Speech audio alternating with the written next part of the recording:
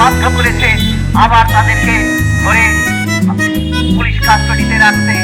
আমরা মনে করি সমস্ত ক্ষেত্রেই পুলিশ প্রশাসন সরকার তাদের টালবাহানা চালিয়ে যাবে, কিন্তু আমাদের জনগণের যে আন্দোলন, সেই আন্দোলনের শক্তি তাকে অবশ্যই সঠিক পথে পরিচালনা করতে শেখাবে, বাধ্য করবে।